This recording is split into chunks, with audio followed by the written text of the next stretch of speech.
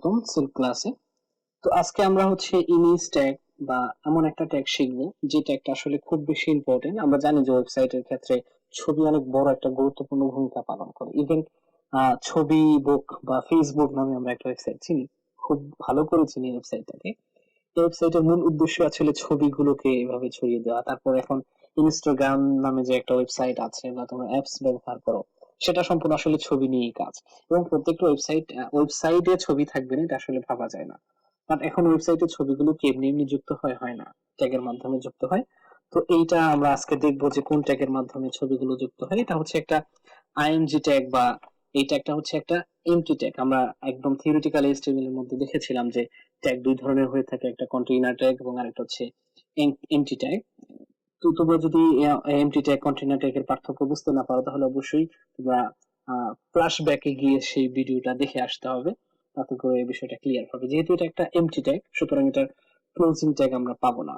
যেহেতু এটা closing tag নাই, সেই ক্ষেত্রে যদি এটাকে কোনো মডিফিকেশন করতে হয়, অর্থাৎ ধরো আমি এই আইএমজি লিখেছি, এরপর আমি এটাকে সেভ করলাম এন্ড ব্রাউজারে এসে যদি আমি এটাকে রিফ্রেশ করি, কিছুই দেখা যাচ্ছে না। দেখা না যাওয়ারই কথা, কারণ শুধু আইএমজি দিয়ে আমি কোন ইমেজ দিব, আমার ইমেজ দিব না তোমার ইমেজ দিব না আরেকজনের ইমেজ দিব, কার দিব সেটা তো বলে দিতে হবে। তো সেটা বলে দেওয়ার জন্য আমাকে, যেহেতু এটা একটা এমটি ট্যাগ বা এটা কন্টেইনার ট্যাগ না, সো এটার কোনো ধরনের কোনো পরিবর্তন বা মডিফিকেশন আনতে হলে আমাদেরকে অ্যাট্রিবিউট ব্যবহার করতে হবে। আর অ্যাট্রিবিউট কিভাবে ব্যবহার করতে হয় সেটা আমরা জানি। তখন একটা ছবি যুক্ত করার জন্য বা সোর্স যুক্ত করার জন্য আমাদেরকে একটা ট্যাগ ব্যবহার করতে হবে, যেটা হচ্ছে এসআরসি। তো এসআরসি লিখলাম, কিভাবে অ্যাট্রিবিউট লিখতে হয় তোমরা খুব ভালো করে জানো। এরপর একটা ইমেজ আমি রেখে দিয়েছি, এটা হচ্ছে মাই পিকচার নামে। তো আমি মাই পিকচার, তারপর হচ্ছে ডট জেপিজি। তো খেয়াল করো যে আসলে কিভাবে লিখতে হবে বিষয়টা। যে এখানে একটা ইমেজ আছে যে মাই পিকচার ডট জেপিজি। তো মাই পিকচার আমি রিনেম করেছি, অর্থাৎ ইমেজটাকে হয়তো তুমি যখন ক্যামেরা দিয়ে তুলবা তখন এটার অন্য ধরনের নাম থাকবে, এম আই অনেক নাম্বার টাম্বার দেওয়া থাকবে। তো যাই থাকুক না কেন এটাকে রিনেম করতে হবে, বা যদি রিনেম না করো তাহলে যেটুকু আছে সেই অংশটুকু নিবা। এরপর ইমেজের ফরম্যাটটা, অর্থাৎ ডটের পরে জেপিজি থাকে, অনেক সময় জেপিইজি থাকে, তারপর অনেক সময় পিএনজি থাকে, যেটাই থাকুক।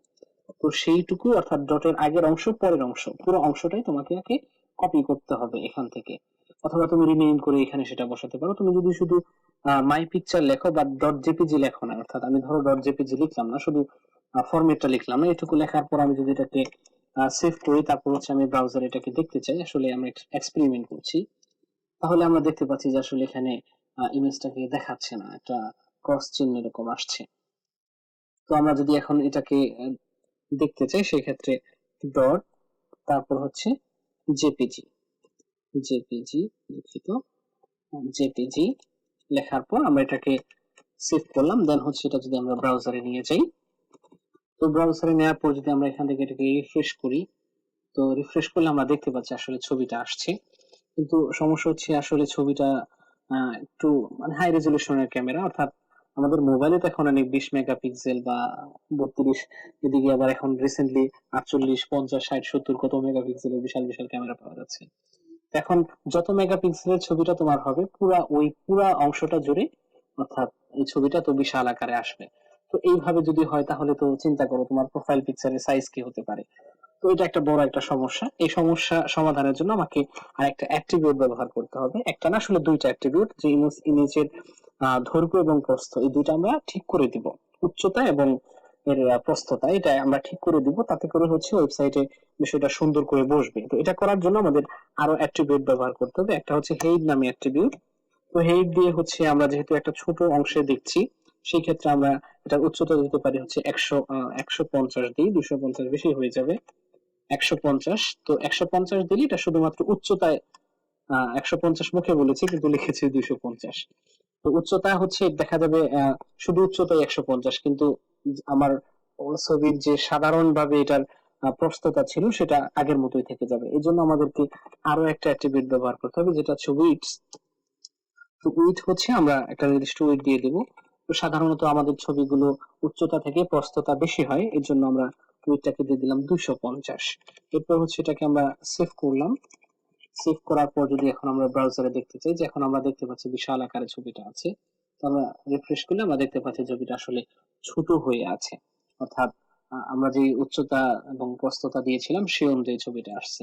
তো নরমালি এইভাবেই আইএমজি ট্যাগ গুলো ব্যবহার হয়ে থাকে।